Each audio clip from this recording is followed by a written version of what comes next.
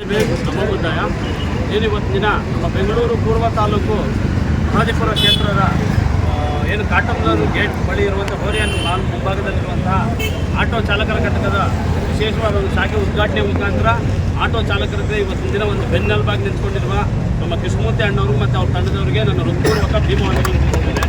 ಏನು ಇವತ್ತಿನ ದಿನ ರಾಜ್ಯಾದ್ಯಂತ ನೀವು ನೋಡ್ತಾ ಇರ್ಬೋದು, ನಮ್ಮ ರಾಜ್ಯಾದ್ಯಂತ ನಮ್ಮ ಆಟೋ ಚಾಲಕರ ಮೇಲೆ ಎಷ್ಟೊಂದು ಕಾಂಟ್ರವರ್ಸಿಗಳು ನಡೀತದೆ. ಇವತ್ತಿನ ದಿನ ಸಮಾಜಕ್ಕೋಸ್ಕರ ಅವರ ಪ್ರತ್ಯೇಕವಾದ ಜೀವನವನ್ನು ಮುಡುಪಾಗಿಟ್ಟಿದ್ದಾರೆ ಅಂದರೆ ಅದು ಆಟೋ ಚಾಲಕರು. ಇವತ್ತಿನ ದಿನ ಅವರು ಒಂದು ಕೊಡುಗೆ ಸಮಾಜಕ್ಕೆ ಅಪಾರವಾದದ್ದು. ಇವತ್ತಿನ 24/7 ಕೆಲಸ ಮಾಡ್ತಾರೆ ಸಮಾಜಗಳು ಅಂತ ಹೇಳಿದ್ರೆ ಇವತ್ತಿನ ದಿನ ಅದು ಆಟೋ ಚಾಲಕರು.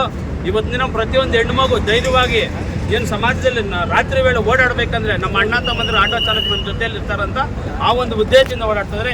ಇವತ್ತಿನ ಆ ಒಂದು ಆಟೋ ಚಾಲಕರಿಗೆ ಅಣ್ಣವರು ಏನೋ ಒಂದು ಬೆನ್ನೆಲುಬಾಗಿ ನಿಂತ್ಕೊಂಡು ಅವ್ರಿಗೊಂದು ಗೂಡು ಮಾಡಿಕೊಂಡು ಮುಂದಿನ ದಿನಗಳಲ್ಲಿ ನಿಮಗೆ ಏನೇ ಒಂದು ತೊಂದರೆ ಬಂದರೆ ಅವ್ರ ಜೊತೆ ಇರ್ತೀವನ್ನೋ ಒಂದು ನಂಬಿಕೆಯನ್ನು ಭರವಸೆಯನ್ನು ಕೊಟ್ಟಿದ್ದಾರೆ. ಅದೇ ರೀತಿ ನಮ್ಮ ಕರ್ನಾಟಕದಲ್ಲಿ ನಮ್ಮ ಕನ್ನಡಿಗರಿಗಿಂತ ಹೆಚ್ಚು ಹೊರ ರಾಜ್ಯದವರು ಪರಭಾಷಿಗರು ಯಾವುದೇ ಒಂದು ರೀತಿಯ ಪರವಾನಗಿ ಅವ್ರ ಆಟೋಗಳನ್ನ ಚಾಲನೆ ಮಾಡ್ತಾಯಿದ್ರೆ ಅವ್ರನ್ನ ಮುಂದಿನ ದಿನಗಳಲ್ಲಿ ಯಾವುದೇ ರೀತಿ ತೊಂದರೆ ಆಗ್ತಿರೋಂಗೆ ನಮ್ಮ ಚಾಲಕರಿಗೆ ವ್ಯವಸ್ಥೆ ಆಗೋ ರೀತಿ ಏನು ಕಾನೂನು ವಿರುದ್ಧ ಓಡಿಸ್ತಾ ಇರೋರಿಗೆ ಕಾನೂನು ಕ್ರಮ ತಗೊಳ್ಳುವಂತೆ ಅವ್ರಿಗೆ ಎಚ್ಚರಿಕೆ ಸಹ ಕೊಟ್ಟಿರ್ತಾರೆ.